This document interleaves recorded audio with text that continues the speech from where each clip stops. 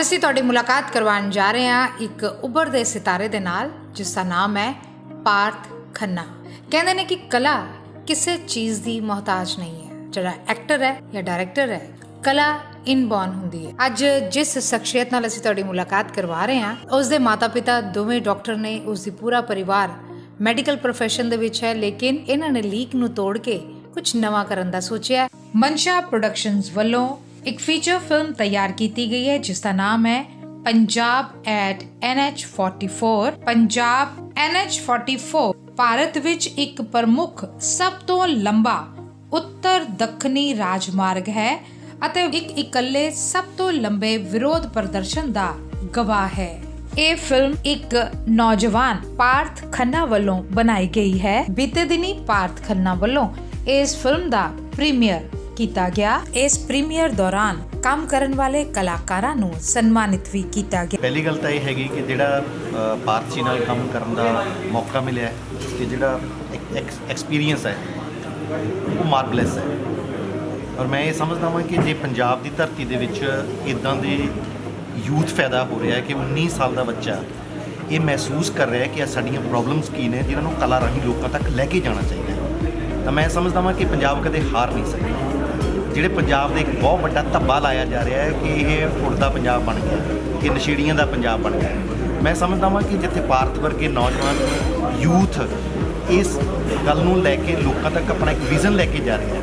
ਔਰ ਮੈਂ ਇੱਕ ਸਾਹਿਤ ਦਾ ਸਟੂਡੈਂਟ ਵੀ ਹਾਂ ਅਤੇ ਟੀਚਰ ਵੀ ਹਾਂ।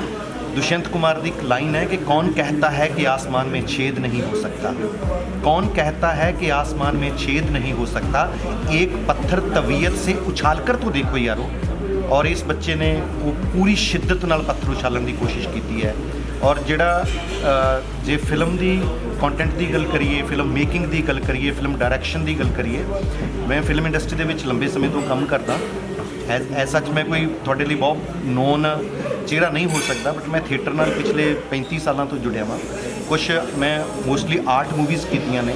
कांस फिल्म फैसटीवल मेरी मूवी चम दिखाई है। ये चौपाल की 21 तरीक को रिलीज़ हो रही है चम मूवी। बट मैनू ऐ लग्या कि जिहड़ा इस बच्चे नाल काम करके, और एक आर्टिस्ट लिए तो यह है कि डायरैक्टर इज़ एवरीथिंग, वो सारा कुछ है। जो तुहानूं कहेगा रात है तो रात है, जो दिन है तो दिन है, वो you have to owe it. But इस बच्चे ने इन्नी पूरी शिद्दत नाल साडे सारे कलाकारां दा उस किस्म का एक सहयोग लेना, पुछना कि ये गल क्यों है, किद्दां होनी चाहिए है, वो गल जिहड़ी सी बहुत ही काबिले तारीफ सी। और दूजी गल ये है कि जिहड़ी मैं मोस्टली फील करदा, क्योंकि मैं थिएटर नाल जुड़िया ते ज़मीन नाल जुड़िया, मेरे लिए एक बिल्कुल साफ स्पष्ट है कि कला कला ਲਈ नहीं होंदी है, कला लोगों ਲਈ ਹੁੰਦੀ है। कला इंटरटेनमेंट ਲਈ हो सकती है, बट ਉਹਦਾ एक ਜਿਹੜਾ मैसेज ਜ਼ਰੂਰ ਹੋਣਾ ਚਾਹੀਦਾ ਲੋਕਾਂ ਲਈ। कला यही है। और पंजाबियों के लिए ਜਿਹੜਾ एक ਵੱਖਰਾ विजन पैदा करता कि ढोल धड़के नचना कुदना गंडासे टक्कू वाली गल्लां करके ਉਹਦੇ ਵਿੱਚੋਂ ਜਿਹੜੀ कला वाला सिस्टम थोड़ा जिहा किते ना किते ਜਿਹੜਾ एक बहुत बरीक ਹੁੰਦਾ है, ਸੈਂਸਿਟਿਵ ਹੁੰਦਾ ਹੈ, ਉਹ ਕਿਤੇ ਮਾਈਨਸ ਹੁੰਦਾ ਜਾ ਰਿਹਾ ਸੀਗਾ। बट ਜਦੋਂ ਇੱਦਾਂ ਦੀਆਂ ਫਿਲਮ ਇੱਦਾਂ ਦੇ ਪ੍ਰੋਜੈਕਟ ਆਉਂਦੇ ਆ ਤਾਂ ਲੱਗਦਾ ਹੈ ਕਿ ਨਹੀਂ ਯਾਰ, ਪੰਜਾਬ ਦਾ ਜਿਹੜਾ ਅਸਲੀ ਰੂਹ ਹੈ ਪੰਜਾਬ ਦੀ, ਉਹ ਕਿਤੇ ਨਾ ਕਿਤੇ ਹਾਲੇ ਤੱਕ ਜਿਉਂਦੀ ਹੈ ਤੇ ਇਹਨੂੰ ਜਿਉਂਦਾ ਰੱਖਣਾ ਬਹੁਤ ਜ਼ਿਆਦਾ ਜ਼ਰੂਰੀ ਹੈ।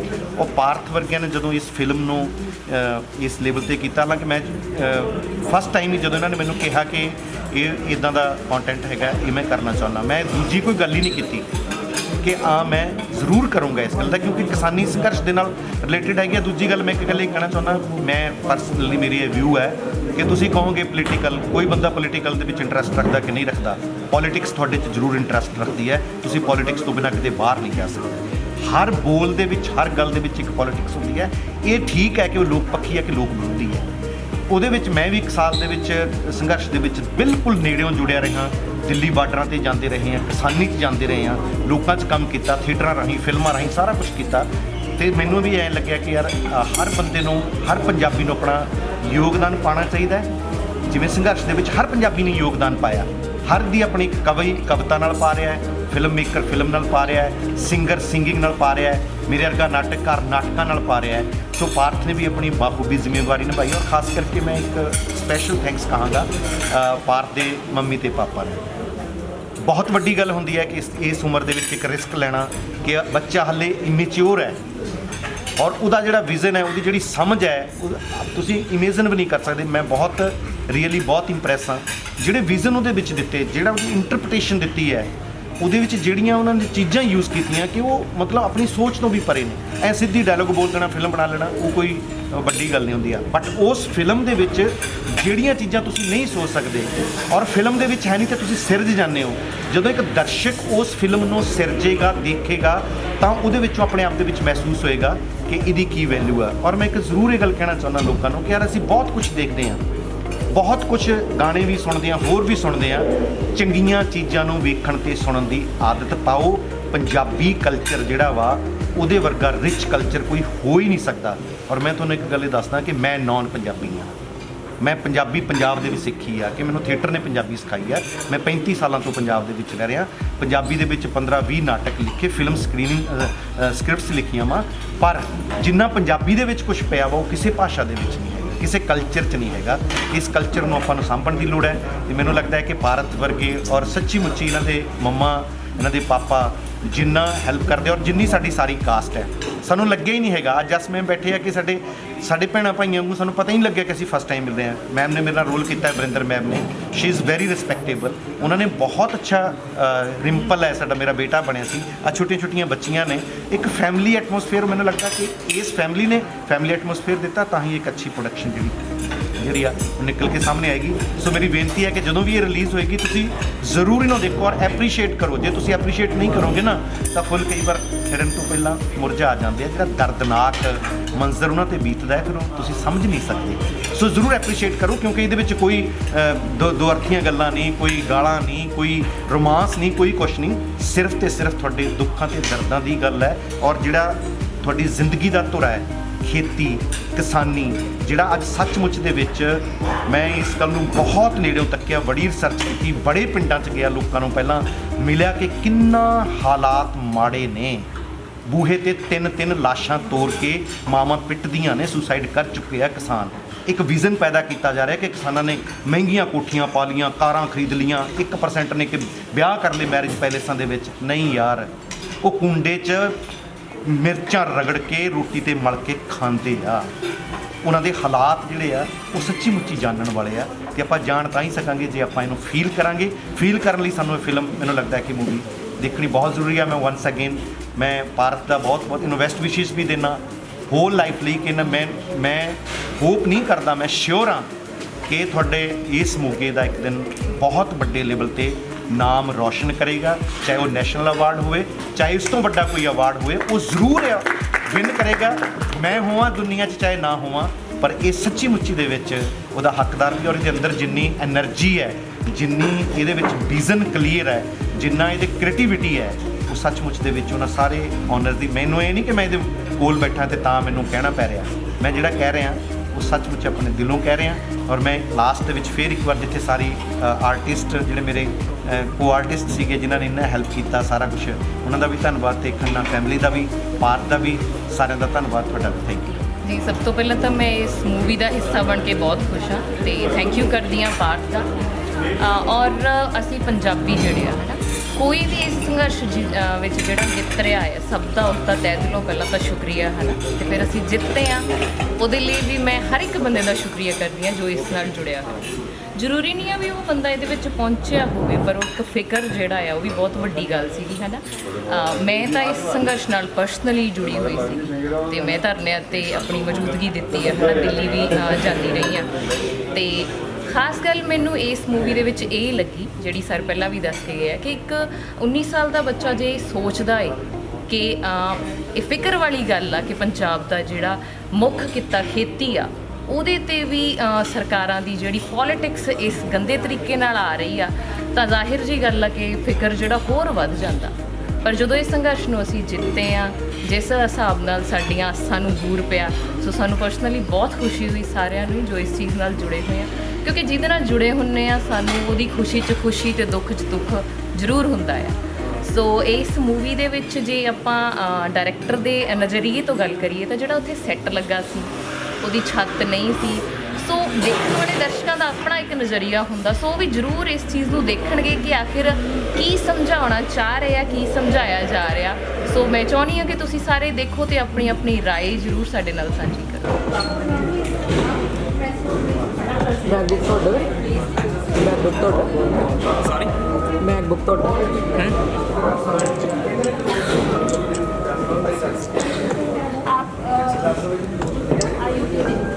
ਸਤਿ ਸ਼੍ਰੀ ਅਕਾਲ ਜੀ, ਜੀ ਆਇਆਂ ਨੂੰ। ਆਜੋ ਆਜੋ, ਲੰਘਿਓ। ਆਓ ਜੀ ਆਓ, ਸਤਿ ਸ੍ਰੀ ਅਕਾਲ ਜੀ। ਮੈਂ ਜੀ ਕਈ ਲੋਕਾਂ ਲਈ ਹਾਂ ਵੋਟ ਬਾਕਸ, ਤੇ ਕਈ ਲੋਕਾਂ ਲਈ ਉਹ ਜੀ ਅੰਨਦਾਤਾ, ਭਗਵਾਨ, ਉਹ ਰੱਬ ਜਿਹਨੂੰ ਮੁਸ਼ਕਲ ਵੇਲੇ ਸਭ ਤੋਂ ਅੱਗੇ ਕੀਤਾ ਜਾਂਦਾ। ਪਰ ਮੈਂ ਤਾਂ ਜੀ ਹਾਂ ਇੱਕ ਇਨਸਾਨ, ਤੇ ਪੇਸ਼ੇ ਵੱਲੋਂ ਮੈਂ ਹਾਂ ਇੱਕ ਕਿਸਾਨ। ਆਜੋ ਜੀ, ਤੁਹਾਨੂੰ ਸਾਡੀ ਹੱਸਦੀ ਖੇਡਦੀ ਅਸਲੀਅਤ ਨਾਲ ਮਿਲਾਈ। ਆਓ ਜੀ ਆਓ।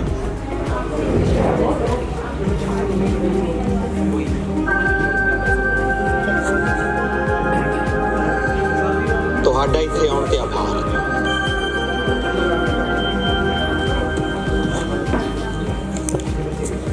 थोड़ा तंगी चा पर जिंदा दिली दी धरती ते हाँ। जी आया नू ते पूरा सत्कार।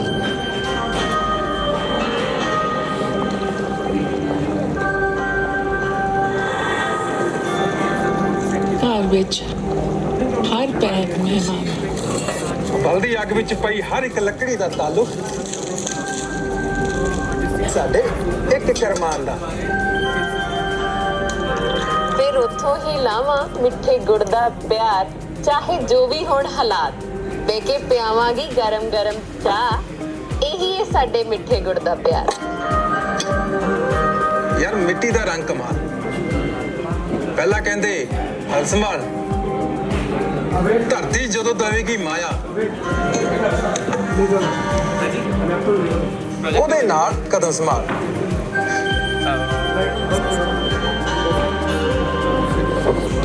ਦੋ ਗਜ ਦੀ ਚਾਦਰ, 4 ਗਜ ਦੇ ਸੁਪਨੇ। ਆ ਬਣੂ ਡਾਕਟਰ ਤੇ ਆ ਇੰਜੀਨੀਅਰ, ਕਿਵੇਂ ਕਰਾਂ ਪੂਰੇ ਅਰਮਾਨ ਮੈਂ ਆਪਣੇ। ਸਾਰਾ ਦਿਨ ਕੀਤਾ ਨਾ ਕੋਈ ਕੰਮ, ਸੋਚਾਂ ਕਿਵੇਂ ਕਰਾਂ ਪੂਰੇ ਅਰਮਾਨ ਮੈਂ ਆਪਣੇ, ਇਹੀ ਸੋਚਦੀ ਰਹੀ।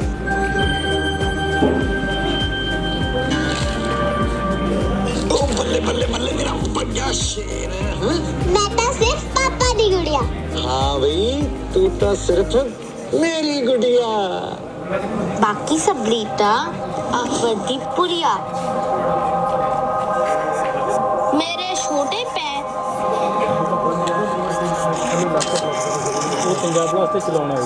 पर ऊंचे।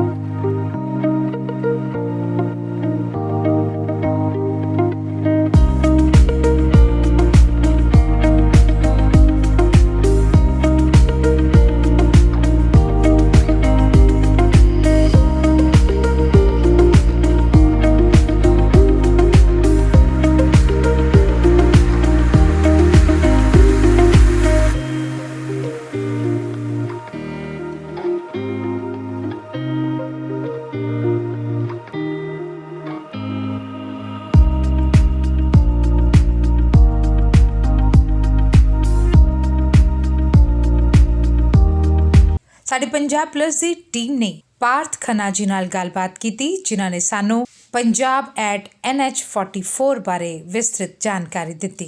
ਆਓ ਕਰਦੇ ਹਾਂ ਗੱਲਬਾਤ पार्थ खन्ना जी के नाल। एट द एज ऑफ 19 जो क्रिएशन आपने की और जैसे सारा माहौल जो है वो बड़ा खुशमयी था और हर आदमी ने इसकी प्रेज़ की जैसे आपने स्वयं की।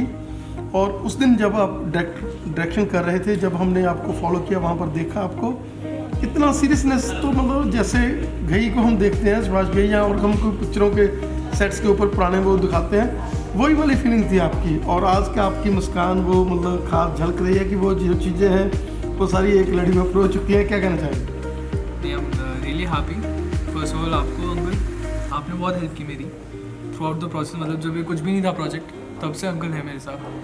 एंड देन मम्मा पापा स्पेशली बहुत ही लाइक उनका सपोर्ट बहुत ही अलग लेवल पे था। एंड लाइक इट्स बीन बहुत ही सुंदर जर्नी, बिल्कुल एक फैमिली की तरह पूरा क्रू। और फिर महापाल, सब लोग लाइक पूरी एक फैमिली थी मेरी एक मेरे पीछे, एंड तभी ये इतना पॉसिबल हो पाया, अंकल इंक्लूडेड। और जिस तरह से आपका जो स्टाइल है, आप 100% हर चीज़ चाहते हैं और 100% होने तक आप उसको रीटेक की बात हो, चाहे अपने शॉट्स की बात हो, चाहे आप लेकर कोई चीज़ अपने जो बनाने थे, जैसे वो क्रिएशन करनी है कोई, तो उसको फाड़ कर रहे थे। क्या कहना चाहेंगे कि जब तक पूरी तरह से संतुष्टि नहीं आ जाए, 100% नहीं आ जाए, ये किसकी वाइब्रेशन समझेंगे कि मदर की है या फादर की? ये मेरे को लगता है मम्मा से आई है मेरे को। लाइक मम्मा को थोड़ा OCD है, तो वो लाइक उनको रहता है कि थोड़ी ऑब्सेसिव है चीज़ों को लेकर कि बिल्कुल परफेक्शन से होना चाहिए, जैसा है वैसे ही होना चाहिए, ऑर्डर में होना चाहिए। पापा थोड़े ऐसे लीनियंट थे, तो मम्मा से ही। और जैसे आपने पत्ते लगाए और आपने वो इतना मतलब डीप रूटेड माइंड है आपका, और उस डीप रूटेड में जब ये चीज़ें पढ़ रही हैं और तो कैसा लग रहा है? क्योंकि हर बंदे ने आज जैसे फुल हाल में आपकी अप्रिशिएशन हुई, सभी ने, इवन डायरेक्टर्स जो जिन्होंने साथ में अटैचमेंट थी जिन लोगों की, उन लोगों ने भी काफ़ी इसको सराहा। हाँ, लाइक जो जैसे ये पोस्टर की बात कर रहे हैं, जिस पोस्टर को अभय और मैंने मिलकर बनाया था, हम लोगों ने पत्तों और उससे एक किसान का चेहरा बनाया था, पत्तों और मिट्टी से। हमारी पूरी फिल्म को जो इतनी अप्रिसिएशन मिल रही है, वो जस्ट बिकॉज हमारा कॉज क्या था उसके पीछे नहीं मिल रही, हमारे मोटिव्स क्या थे उसके पीछे मिल रही। और दैट्स व्हाट मंशा स्टैंड फॉर, हमारा जो प्रोडक्शन है, कि ये आप लोगों के मोटिव्स से ड्रिवन है। जो लोगों के मोटिव्स हैं, जो लोगों की मंशा है, उनसे चलता है ये। तो बनाते रहेंगे ऐसी फिल्म और ऐसी अप्रिसिएशन देते हैं। और कैसे आपने नाम कैसे चूज़ किया? और उन दिनों में जैसे हम ये सोचें कि भगवान ने आपकी सुन ली, आप उन दिनों में उदास थे जब वो किसानियत को आपने डीपली उन दिनों में देखा, और उन दिनों में ही गुरपुरब के दिन मोदी जी ने सारे कानून जो है वो वापस ले लिए और लोगों को एक बड़ी खुशी दे दी। हम समझे कि पिक्चर भी कहीं ना कहीं उसमें उनके जो कानून वापस लेने हैं, कहीं ना कहीं आप लोगों का जो हर्ट है, आप लोगों का जो माइंड है, जैसे आपने वो उस चीज़ को बहुत नज़दीक की निगाह से देखा। तो लाइक मैं कभी लाइक प्रोटेस्ट में या इतने पास से इसको देखा नहीं, मैं उनमें से हूँ जो घर पे बैठ के न्यूज़ चैनल्स पे देख रहा था, सोशल मीडिया पे देख रहा था, बट फिर भी कनेक्शन सा था जस्ट बिकॉज मैं पंजाबी कल्चर में बहुत ज़्यादा बिलीव करता हूँ। तो लाइक इस पंजाबी कल्चर के पीछे जो हो रहा था, एंड मेरे को ऐसा लगा कि इनका जो मोटिव है, जो इनकी मंशाएँ हैं, वो समझी नहीं जा रही है, तो I should give them voice, मेरे को उनको आवाज़ देनी चाहिए। तभी मैंने ये फिल्म का सोचा था, तभी मैं इनसे कनेक्ट कर पाया, एंड फिर ये फिल्म बनी और धीरे धीरे ऐसे था। मतलब पिक्चर का मतलब हम सोचे कि पिक्चर बन गई और आपकी जो मंशा है वो भी पूरी होगी दोनों।